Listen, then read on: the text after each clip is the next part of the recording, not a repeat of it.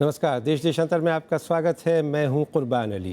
सितंबर 2013 में उत्तर प्रदेश के मुजफ्फरनगर ज़िले में खौफनाक सांप्रदायिक दंगे हुए थे।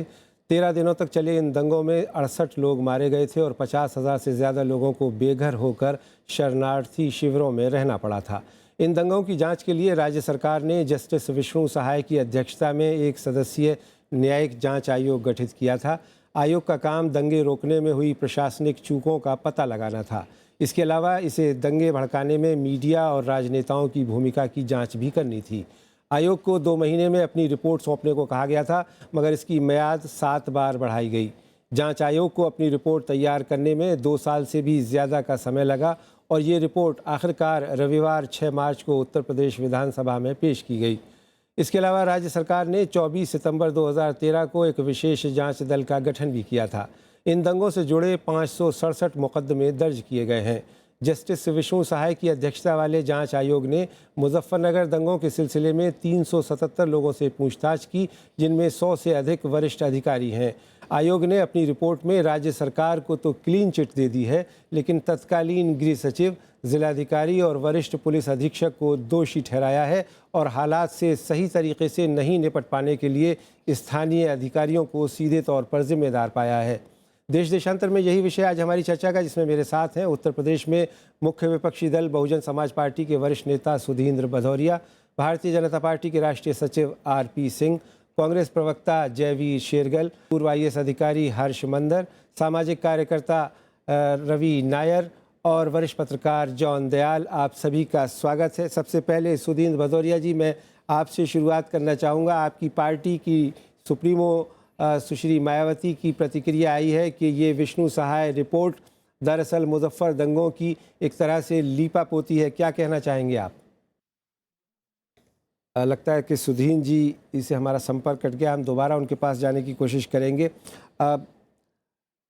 शेरगिल साहब, आप किस तरह से देखते हैं, क्योंकि उस वक्त में केंद्र में आपकी सरकार थी, यूपीए सरकार, और प्रधानमंत्री मनमोहन सिंह तत्कालीन प्रधानमंत्री और कांग्रेस अध्यक्ष सोनिया गांधी वहां गए थे और आप लोगों ने भी कहा था कि राज्य सरकार ने जो कुछ किया है वो मुकम्मल नहीं है, पर्याप्त नहीं है। देखिए, ये जो रिपोर्ट है ये समाजवादी पार्टी और बीजेपी के में एक फिक्स्ड मैच का जीता जागता सबूत है। और मैं जिस तरह रिपोर्ट जो मैंने कुछ पढ़ी है, मुझे लगता है जो पीड़ित परिवार और जिन लोगों की मृत्यु हुई थी उन पे जख्मों पे नमक छिड़कने का काम किया और उसके 2-3 स्पष्ट कारण हैं। सबसे पहले ये रिपोर्ट स्थापित कानूनी जो हमारे प्रिंसिपल्स हैं, लीगल प्रिंसिपल्स, उसके खिलाफ है। संविधान में लिखा है कि राज्य की सुरक्षा, वहाँ पे कोई भी घटना होती है उसका सीधा सीधा जिम्मेवारी राज्य सरकार की होती है। ठीक, इस रिपोर्ट में उसका कुछ जिक्र ही नहीं। रिपोर्ट का सीधा सीधा एजेंडा था कैसे दंगे हुए, कैसे आग लगी और उस आग में किस किस ने घी डाला। उसके मीडिया को भी दोषी ठहरा दिया, एक एसएसपी को दोषी ठहरा दिया, एक इंटेलिजेंस ऑफिसर को दोषी ठहरा दिया, पर जिन लोगों ने भड़काऊ बयान दिए उनके बारे में जिक्र ही नहीं। तीसरा, कानून के तहत कि कोर्ट में केस चल रहा है संगीत सोम और सुरेश राणा और कई ऐसे नेताओं जिन्होंने फेक वीडियो लोग। ऐसा लग रहा है कि रिपोर्ट का यह काम नहीं था कि दोषी कौन है, दोषी को बेगुनाह कैसे साबित किया जाए, यह काम था। कोर्ट में केस चल रहा है, उनकी तरफ आपने अनदेखा करके कह दिया इन लोगों को दोषी नहीं ठहराया जा सकता, बल्कि इन दोनों के खिलाफ अभी कोई कार्रवाई नहीं की जा सकती। मैं आता हूं आपके पास में। आरपी सिंह साहब, आप क्या कहना चाहेंगे? जस्टिस विष्णु आयोग की रिपोर्ट आई है, 2 साल बाद आई है, 7 बार इसकी मियाद बढ़ाई गई। संतुष्ट हैं आप इस रिपोर्ट से? 2 साल 13 दिन की लगभग लगे इस रिपोर्ट को आते, और ये मैं कहूँगा ये पूरा शैम है जी, और ये पूरा एक कवर ऑपरेशन है। मैं शेरगिल साहब से इतनी बात पे राजी हूँ कि ये कवर ऑफ ऑपरेशन है। और शेरगिल साहब ने अभी संगीत सोम जी का नाम लिया, मैं उतना कहना चाहूँगा, संगीत सोम जी का नाम है, मेरी संगीत सोम जी से बात हुई, जस्टिस सहाय ने एक बार भी संगीत सोम को नहीं बुलाया। संगीत सोम कह रहे हैं कि मैं पूरी इस जांच की जो डॉक्यूमेंट्स, एविडेंस, सब पेपर्स देने को तैयार हूँ, मेरे पास बहुत कुछ मटीरियल है, मुझसे ले लीजिए। उन्होंने खुद बढ़कर 2 बार अप्रोच किया, उनको उनसे बात ही नहीं की। तो ये तो दिख रहा था कि सरकार किसी ढंग से चाहती है हम किसी ढंग से लीपापोती करें। पूरी जांच के अंदर अगर जानकारी ले रहे, मैं पढ़ रहा था उसकी रिपोर्ट के कुछ जो तथ्य अभी तक बाहर आए हैं, जो जानकारी बाहर आई हैं, उसके अनुसार वहाँ पर लोकल एडमिनिस्ट्रेशन, लोकल पुलिस दबाव में थी एक पर्टिकुलर पॉलिटिकल प्रोसेस के अंदर। तो मैं नाम लेते हुए कोई शर्माता नहीं, आजम खान साहब का वहाँ पूरा दबदबा चलता है, उस प्रोसेस के कारण ये दिक्कत हुई। नहीं तो मेरा मानना है कहीं दंगा हो और अगर आप वहाँ के एडमिनिस्ट्रेशन पे छोड़ दो तो 24 घंटे ज़्यादा दंगा नहीं चल सकता। ये बड़ा इसलिए क्योंकि वहाँ पर एडमिनिस्ट्रेशन पर दबाव था, वहाँ की सरकार के जो नुमाइंदे लोग हुए हैं उनका दबाव था कि इन पे एक्शन नहीं लेना या इन पे एक्शन करना, उस पर पूरा एक किस्म का दबाव था। और ये दंगे तक स्थिति आने में भी जो लोग छोड़े गए, 8 लोग पकड़े गए थे जो मर्डर्स के चलते, उनको छोड़ा गया, ये एक कारण ये भी बना उसका जो दंगे वहाँ पे। रवि नायर साहब, आपने एक लंबे अरसे तक सांप्रदायिक दंगों को देखा है, उनकी रिपोर्ट की है, उनके बारे में जांच भी की है। ये जो मुजफ्फरनगर दंगों पर जो रिपोर्ट आई है, इसे आप किस रूप में देखते हैं? अभी हमने लीपापोती का शब्द सुना और बिल्कुल वो सही शब्द है, क्योंकि राज्य सरकार और केंद्र सरकार को पता था कि ये होना है।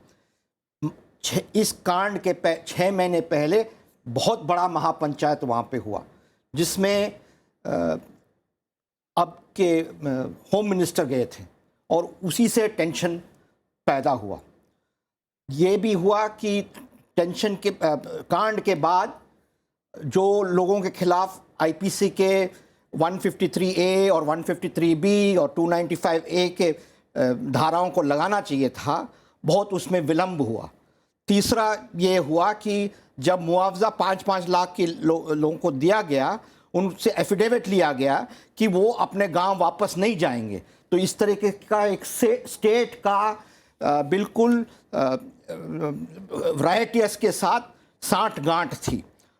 चौथा कि उन स्टेट गवर्नमेंट को तुरंत स्पेशल कोर्ट सेटअप करना चाहिए था और सारे जो केसेस फाइल किए थे उनको डे टू डे ट्रायल्स की मांग करके दोषियों को तुरंत से तुरंत सजा देना था।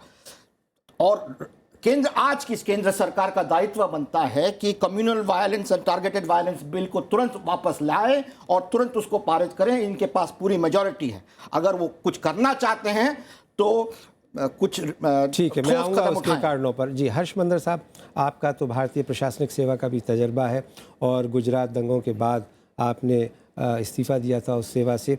इस आयोग की रिपोर्ट की जो अभी प्रिलिमिनरी हमारे पास जानकारी आ रही है, उसमें राज्य सरकार को तो क्लीन चिट दे दी है, लेकिन राज्य के गृह सचिव और ज़िला अधिकारी और ज़िला पुलिस अधीक्षक को जिम्मेदार ठहराया है। क्या इस आधार पर इन अधिकारियों के खिलाफ जिनको उन्होंने दोषी पाया है कोई कार्रवाई हो सकेगी? देखिए, कार्रवाई अधिकारियों की जिम्मेदारी बनती है और मैं ये दावा से कह सकता हूँ कि कोई भी दंगा कुछ घंटों से ज़्यादा चले तो वहाँ के स्थानीय अधिकारियों की जिम्मेदारी सीधी बनती है। और इसलिए जो क्रिमिनल वायलेंस बिल की जो बात की गई थी, उसमें ये कहा गया था कि एक्चुअली कल्पेबल इन एक्शन, मतलब जानबूझ के कार्रवाई नहीं करना, उसको जो अधिकारियों द्वारा उसे हम एक अपराध को के रूप में देखें और उनके खिलाफ कार्रवाई हो। लेकिन उसी एक्ट में एक और क्लॉज भी था, कमांड रिस्पॉन्सिबिलिटी। मतलब ये भी मैं सरकार में बहुत सालों से मैं 17 साल रहा, मैंने कई दंगे देखे। ये सही है कि एक बहादुर और ईमानदार अधिकारी बिना किसी भी दबाव की कार्रवाई करने के लिए सक्षम हैं और कुछ उदाहरण हैं जो इसको स्पष्ट करते हैं कि ये संभव है। लेकिन कार्रवाई नहीं करने का सबसे बड़ा कारण है ऊपर से राजनीतिक दबाव, और इसलिए कमांड रिस्पॉन्सिबिलिटी की बात की जाती है। तो किसके कारण से इन्होंने कार्रवाई नहीं की, वो मेरे ख्याल में सबसे अहम सवाल है जिस पे कमीशन ने कोई बात नहीं की।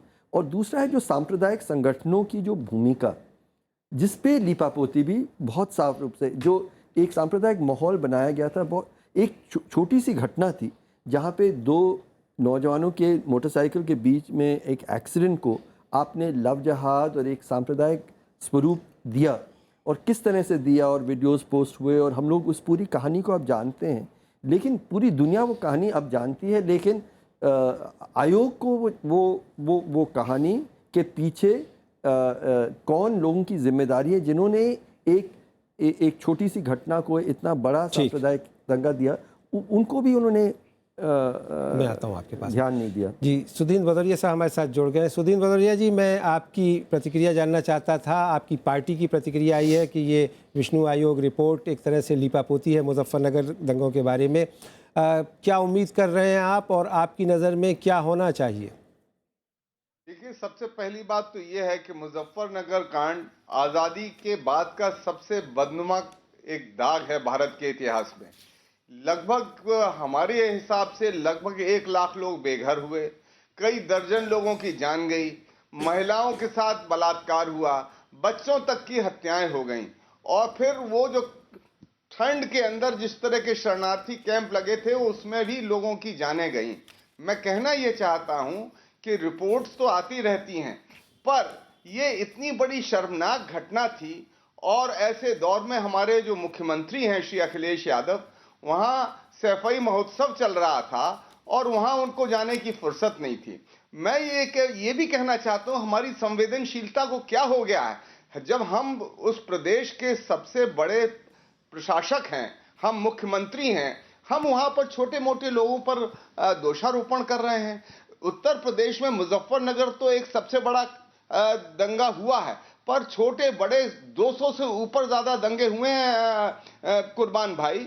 और मैं आपको बतला दूं, मुजफ्फरनगर से आप गोरखपुर तक चले जाइए और झांसी से लेकर आप गाजियाबाद तक चले आइए, आपको तमाम ऐसे स्थान मिलेंगे उत्तर प्रदेश में जहां आए दिन इस तरह के सांप्रदायिक तनाव की आपको जानकारियां मिलती रहेंगी। अभी आपने खुद देखा होगा कि आगरे में जिस तरह की एक वारदात करने की कोशिश की गई थी। मैं ये कह रहा हूं कि उत्तर प्रदेश को एक प्रयोगशाला बना लिया गया है कि वहां पर कुछ इस तरह की घटनाओं को करो और फिर उससे प्रदेश के और देश की राजनीति को प्रभावित करो। पर मैं एक चीज ये भी कहना चाहता हूं कि उत्तर प्रदेश के लोग एक आध बार, जैसे कहावत है, बहकावे में आ सकते हैं, पर इस बार सचेत हैं, सावधान हैं। और जहां तक रिपोर्ट का सवाल है, ये रिपोर्ट तो आती जाती रहेंगी, पर उनका क्या होगा जिनका सर्वस्व लुट गया है, जो लाखों लोग जो है इधर से उधर हो गए, उसका क्या होगा? वो कौन सी हमें ऐसी दवा देंगे, ऐसा कौन सा मरहम देंगे श्री अखिलेश यादव जिससे उनको राहत मिलेगी? मैं ये कहूंगा कि ये पीढ़ी दर पीढ़ी इनके दिमाग में एक इस तरह का जाला बन जाता है इन चीजों से। और मैं ये भी कहना चाहूंगा कि हम उस रिपोर्ट को अपनी जगह देखते हैं और उसके लोग जो तार्किक है, कानूनी है पक्ष हैं, वो देखेंगे, जानेंगे, समझेंगे। पर ये धब्बा हम कहना चाहते हैं उत्तर प्रदेश से कभी मिट नहीं पाएगा। ठीक है, मैं आता हूं सुदीन जी आपके पास में। हमने समाजवादी पार्टी के भी कई नेताओं से संपर्क किया और उनसे बात करने की कोशिश की, लेकिन कोई भी इस विषय पर बात करने के लिए तैयार नहीं हुआ। बहरहाल इस वक्त हमारे साथ जाने माने सामाजिक कार्यकर्ता और वरिष्ठ पत्रकार जॉन दयाल साहब मौजूद हैं। जॉन दयाल साहब, आप भी मुजफ्फरनगर दंगे के बाद गए थे और वहाँ जाकर के आपने जांच की थी कि किन कारणों से ये दंगे हुए और वहाँ रिलीफ और रिहेबिलिटेशन के भी काम में आपने मदद की थी। अब ये रिपोर्ट आई है जिसे उम्मीद की जा रही थी कि शायद ये दोषियों तक पहुँचेगी, लेकिन लगता ये है कि तेग मुनसिफ हो जहाँ दारो रसन हो, शाहिद बेगुनाह कौन है इस मुल्क में कातिल के सिवा? मैं हर्षमंदर और सीमा मुस्तफ़ा वहाँ पर पहले बाहर के लोग थे जो गए थे, जिन्होंने लोगों का इंटरव्यू किया था, खुदा को देखा था। अस्पताल नहीं जा पाए थे टेक्निकल वजह से। सबको पता है किसने किया, और जिन्होंने किया, जिन्होंने उकसाया, उसके पहले महापंचायत में उकसाया, अभी भी वही काम कर रहे हैं। सिर्फ इसी इलाके में नहीं, प्रत्येक प्रांत के और इलाकों में भी, और बल्कि पड़ोसी प्रांतों में भी। सब जानते हैं संघ परिवार के, वहाँ के लोगों का, भाजपा के नेतागण का क्या हाथ रहा है, सब वो भी जानते हैं। बाकी लोग, बाकी राजनीति को भी रहा है, मगर ये लोग मेन रहे हैं। और इसको, इनका नाम ना आने से, इसको लीपापोती का शब्द पूरा नहीं होता है। लीपापोती करने के बाद उस पर लिखा गया एक तरीके से कि ये लोग नहीं है। अगर इनका जिक्र नहीं है तो एक तरीके से इनको माफ़ी दी गई है। और उसकी आज भी वजह है, सरकार क्या कर रही है आदित्यनाथ के खिलाफ, सरकार क्या कर रही है। बाकी जो कांड हुए हैं, ये तो कांड हुआ था, इसके बाद लेके पिछले 20 महीने में अनेक कांड हो चुके हैं। उसमें लखनऊ सरकार का क्या हाथ रहा, क्यों चुप्पी रही? उसमें भारत सरकार का क्या हाथ रहा? उसमें भारत के मंत्रीगण क्या बोल रहे हैं? एक से 10 जिस तरह बोल रहे हैं। यकीनन अगर भाजपा सरकार देश को विभाजन करने में लगी पड़ी है, आरएसएस के लोग तोड़ने में लगे पड़े हैं, तो कुछ और तत्व भी अपनी वजह से शांत हैं, या इनके हाथ में हाथ मिला के आगे चल रहे हैं। मेरा ख्याल है ये बहुत, इसको एक साजिश कहना भी कम बात है। ये देश के साथ खिलवाड़ है, यहाँ के लोगों की आंख में धूल झोंकी जा रही है।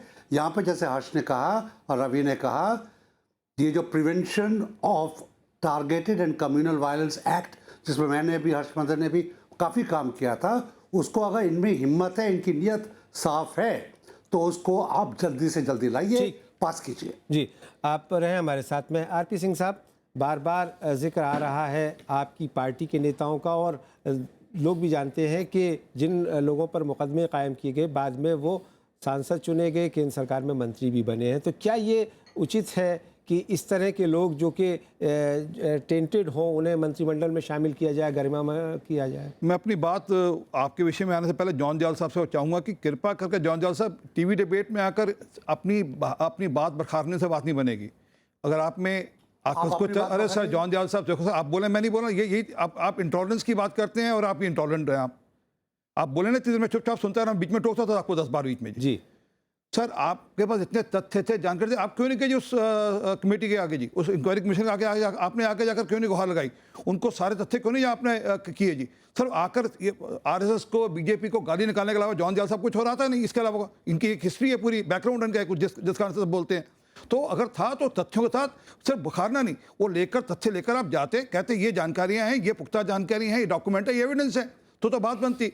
और जहाँ तक मैं वापस कह रहा हूँ, जिन लोगों के खिलाफ भी अगर कोई इल्ज़ाम हो, उनके खिलाफ कार्रवाई होनी चाहिए। परंतु कहीं उन्होंने तो, जो जस्टिस साहब थे, उन्होंने तो जो लोग जिनके नाम आए हैं, जिनकी आप चर्चा कर रहे हैं, उनको भी नहीं बुलाया। उनको बुलाते, वो कह रहे हैं हम देने को तैयार है जानकारी। उनको हम तो आप ही की पार्टी से खबर आई थी कि पार्टी अध्यक्ष ने बुला करके उनके साथ डांट फटकार की, क्योंकि यही वो लोग थे जो बाद में दादरी साहब, मैं कुछ और कह रहा हूँ, आप कुछ और कह रहे हैं। मैं वापस कह रहा हूँ कि संगीत सोम साहब वहां पर अपनी, कुर्बान भाई मैं कुछ कहना चाहूंगा। जी जी जी, संगीत सोम साहब कुर्बानी, वो अपनी बात जाकर देने को तैयार है, एविडेंस देने को तैयार थे, वो डॉक्यूमेंट्स देने को तैयार है। और कई सारे और लोग हैं जो कह रहे हैं हम देने को तैयार हैं, उनको तो बुला नहीं रहे। सुधीर जी कुछ कहना चाह रहे हैं? जी जी जी, सुधीर जी आप कहें, फिर हम बात में आते हैं जॉन दयाल साहब के पास।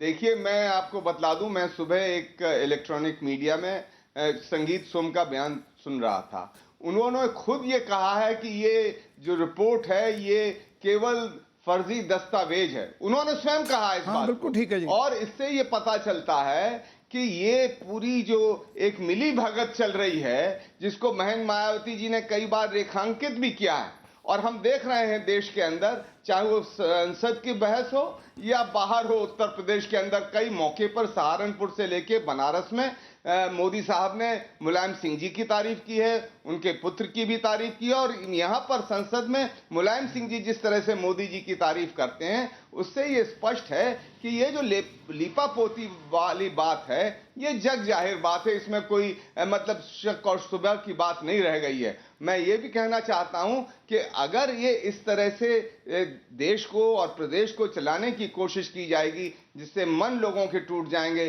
तो ये बहुत ही अफसोस की बात होगी। ठीक है, जयवीर शेरगिल साहब कुछ कहना चाह रहे थे। 205 से ज़्यादा वेस्टर्न यूपी में दंगे हुए हैं 2014 के बाद। 600 आंकड़ा पूरा उत्तर प्रदेश का है। संदेश क्या जाना चाहिए था कि जो भी नेता ऐसे भड़काऊ भाषण देगा या राज्य सरकार जो देखे को अनदेखा कर देगी, उन पे जिम्मेवारी बननी चाहिए। सेम रिपीट हुआ दादरी में, वही नेताओं ने जाके बयान दिए, वही सरकार ने अपनी बेबसी और लाचारी से हाथ जोड़ दिया, हम कुछ नहीं कर सकते थे, इंटेलिजेंस इनपुट नहीं थी।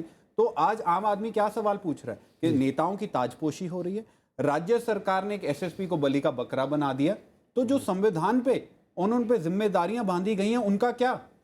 इंग्लिश में कहा जाता है when two elephants fight only the grass underneath gets affected। जी। तो इस रस्सा खींची के खेल में, इस मैच फिक्सिंग में सिर्फ आम आदमी सफर कर रहा है। ठीक है, आरपी सिंह साहब, आपकी बड़ी जिम्मेदारी बनती है, केंद्र में आपका स्पष्ट बहुमत है, सरकार है और कोई दिक्कत नहीं है, और आप लोग कहते थे कि आप you are a party with a difference. तो अगर पहले गलतियां हुई हैं तो उनको अब सुधारने के लिए तो कुछ किया मैं पहले इस बारे में एक चर्चा और जानकारी दूं। हम लगातार कह रहे हैं कि इसकी सीबीआई इंक्वायरी करा देते। अखिलेश यादव साहब, चाहते तो इसकी सीबीआई इंक्वायरी करा देते, उस दूध का दूध पानी का पानी होता और तब दे देते, जबकि यूपी की सरकार, हमारी सरकार नहीं थी, जब यूपी की सरकार थी देते तो और जरा मामला स्पष्ट होता, जानकारी मिल जाती कौन लोग इसमें दोषी हैं। परंतु क्या है, आप शेरगिल साहब पूरी वेस्टर्न यूपी की चर्चा करें, सबको जानकारी है वहाँ पर किसका राज चलता है, किसकी रिट चलती है। आजम खान साहब का कंप्लीट बिल्कुल एक रिट चलती है, एक बात चलती है, जिस एसपी को, जिस एडमिनिस्ट्रेशन को जब चाहे जैसे चाहे वैसे कर लेते। अगर ईमानदारी से इंटरफेरेंस नहीं होता, मैं मानता हूं ये दंगा 24 घंटे ज़्यादा बढ़ नहीं सकता था, और जबकि इसकी जानकारियां पहले से थी, उनके हिसाब से जानकारियां पहले इंटेलिजेंस इनपुट थे, परंतु उसका उनको कार्रवाई नहीं की उन्होंने, उसके ऊपर कार्रवाई ढंग से होती। और फिर एक समाज विशेष के लेकर, उससे पहले जो जानकारी, वो समाज विशेष को लेकर जिस प्रकार की सारी घटना चक्र चल रहा था, अभी वो कह रहे थे कि कोई एक्सीडेंट हुआ, एक लड़की का मर्डर हुआ, उसके बाद वो सारा मामला शुरू हुआ, और उसके बाद जिस प्रकार से एक फोन आने के बाद जिस प्रकार से एक समाज के लोगों को छोड़ दिया गया, का तो नहीं हुआ, लेकिन लड़की के भाइयों का जरूर हुआ। जी चलिए, अब हम चर्चा के अंतिम चरण में है। बहुत संक्षेप में मैं हर्षमंदर जी आपकी और रवि नायर साहब की टिप्पणी लेना चाहूँगा। हर्षमंदर जी, आप मेरी भी ले लीजिएगा। मैं गंभीर बात मानता हूँ। तथ्य ये है, किसी लड़की की हत्या नहीं हुई, 2 लड़कों के बीच में भिड़ंत हुई, एक ने दूसरे को मारा, दूसरे ने दूसरे को मारा। पहले एफआईआर में कहीं लड़की के छेड़छाड़ के बारे में उल्लेख भी नहीं था। एक वीडियो संगीत सोम के द्वारा, और ये तथ्यात्मक है, सिद्ध है, झूठा। आप अपने चैनल पे मत सिद्ध करिए, उसको जाकर वहां पेश करते, यहाँ मत सिद्ध करिए, वहां जाकर जस्टिस सहाय के सामने जाकर उसको पेश करते। चैनल पे बैठकर सिद्ध करने का लाभ नहीं होता। देखिए, इसमें मतलब डाउट ही नहीं है कि it's been proved in court. उन्होंने वो I am sorry, I take strong objection to this. आप गलत कह रहे हैं, प्रूव इन कोर्ट, आप फिर कोर्ट के नाम पे गलत बयानी कर रहे हैं। आप देखिए, आप कोर्ट के नाम पे गलत बयानी मत करिए। आप देखिए, एक झूठा वीडियो पाकिस्तान का था, ये तो पाकिस्तान का था। पर आप संगीत सोम के नाम पे, आप उसको संगीत सोम के नाम पे कह रहे हैं, और मैं कह रहा हूं संगीत सोम खुद कह रहा है कि जस्टिस सहाय को कहा कि मैं इस पे एविडेंस देने जा रहा हूं, डॉक्यूमेंट। उन्होंने जस्टिस सहाय ने एक बार भी संगीत सोम को नहीं बुलाया। आप कह रहे हैं उसके खिलाफ कोर्ट का मामला है, तो जस्टिस सहाय संगीत सोम को बुलाते। और दूसरों, तो मैं कह रहा हूं कि ये जो पूरा एक सांप्रदायिक माहौल बनाने की एक साजिश थी, वो एक तरफ बहुत जरूरी है, और दूसरा कि अगर कोई भी सरकार चाहे कि दंगा नहीं हो, वो दंगा नहीं होगा। और मैं राजनीति की बात नहीं कर रहा हूँ। मायावती जी के सरकार में दंगे नहीं हुए क्योंकि तय था, उन्होंने तय किया था कि नहीं होना है। बिहार में इस पूरे दौरान दंगे नहीं हुए क्योंकि सरकार ने तय किया था कि दंगे नहीं होंगे। तो प्राथमिक जिम्मेदारी राज्य सरकार की है अगर दंगे होते हैं और चलते हैं। बिहार में 500 मर्डर हुए पिछले 3 महीने में। जी, नवंबर 2013 के महीने में आगरा में प्रधानमंत्री जाते हैं और उसी मंच में ये जो दंगाई हैं बड़े नेता, उनको सम्मान देते हैं। ये इसका मतलब आप खुद समझें। दूसरा, केंद्र सरकार 78 बटालियंस RAF के और अन्य सिक्योरिटी फोर्सेस को में से 76 को विड्रॉ करती है। चीफ सेक्रेटरी यूपी प्रोटेस्ट करते हैं, लेकिन उनकी सुनवाई नहीं होती है। इसमें आप खुद समझे कि क्या मानस। मैं आयोग की रिपोर्ट पे मैं चाहता हूं आपकी अंतिम टिप्पणी कि आपकी क्या इससे पे मांग है। इस पे तुरंत ये है कि सुप्रीम कोर्ट में जो केस चल रहा है उसको तुरंत फास्ट ट्रैक पे किया जाए, ताकि दूध का दूध और पानी का पानी निकले और सारे दोषियों को तुरंत सजा दिया जाए। जी, जोंदयाल साहब, बहुत संक्षेप में अपनी आखिरी टिप्पणी दें। मेरी आखिरी पहली टिप्पणी तो यह है कि ये बात साफ है कि मैं RSS का प्रेमी नहीं हूँ, मगर टीवी पे मेरे पर इस तरह चिल्लाना शोभा नहीं देता लोगों को। दूसरी बात, यहाँ पर जैसे कहा गया, अगर फास्ट ट्रैक कोर्ट को वाकई फास्ट ट्रैक किया जाए तो बात कुछ बनेगी, उसके आगे बात होगी। मगर सबसे अहम बात है, इसके आगे वायलेंस ना हो, इसके आगे हत्याएं ना हो, इसके आगे कम्युनल वायलेंस ना छत्तीसगढ़ में हो ना और कहीं पे हो। उसके ऊपर हमको ध्यान देना है, भारत की सरकार को, भारत के गृह मंत्री को, प्रधानमंत्री को और प्रांत के मुख्यमंत्रियों को। जी, बहुत बहुत शुक्रिया जोंदयाल साहब हमारे साथ इस चर्चा में जुड़ने के लिए। आरपी सिंह साहब आपका, सुदीन भदौरिया जी, हर्षमंदर साहब, रवि नायर साहब और जयवीर शेरगिल साहब। तो उम्मीद ये की जानी चाहिए कि जो रिपोर्ट आई है उसमें जिन अधिकारियों को दोषी ठहराया गया है, कम से कम उनके खिलाफ तो कार्रवाई हो, और फिर इस मामले पर अंतिम रूप से सुनवाई जो सुप्रीम कोर्ट में होनी है वहाँ हो। और जब तक दंगाइयों को सज़ा नहीं मिलेगी, उनके हौसले बुलंद रहेंगे। इसलिए ये बहुत ज़रूरी है कि मुजफ्फरनगर जैसे दंगों की पुनरावृत्ति ना हो, उसके लिए दोषियों को जल्द से जल्द सज़ा दी जाए। देश देशांतर में मेरे साथ इतना ही। नमस्कार।